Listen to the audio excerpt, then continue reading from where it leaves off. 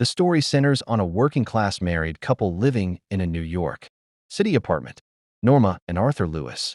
One evening, they find a mysterious package left at their front door.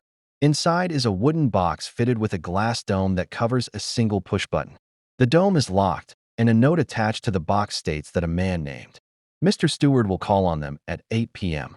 When Mr. Stewart arrives, he presents the couple with a bizarre and disturbing proposition. If they unlock the dome and push the button, someone somewhere in the world whom they do not know will die. In return for pushing the button, they will receive a tax-free payment of $50,000. He leaves the key to the dome with them, giving them time to consider the offer.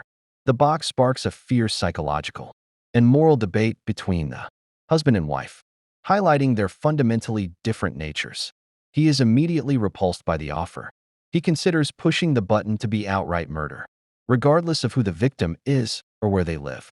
He views the proposition as deeply immoral, refuses to entertain the idea, and wants to throw the box away. Norma is consumed by temptation. She dreams of a better lifestyle. She wants to take a trip to Europe, buy a cottage on the island, and afford nicer furniture and clothes.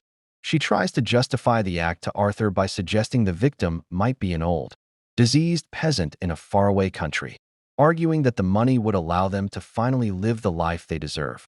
Despite Arthur's firm refusal and his pleas to drop the subject, Norma becomes obsessed with the button. The temptation of sudden wealth eats away at her conscience.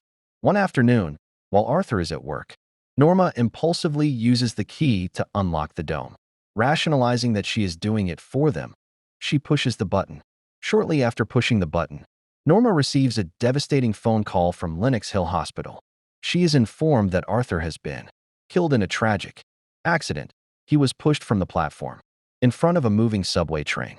As a stunned and grieving Norma processes the news, she suddenly remembers Arthur's life insurance policy. He was insured for $25,000, but the policy included a double indemnity clause for accidental death. The total payout she will receive from her husband's death is exactly $50,000. The final realization. Horrified, guilt-ridden, and feeling betrayed by the terms of the deal, Norma receives a phone call from Mr. Stewart. She screams at him, reminding him of his exact promise that someone she didn't know would die.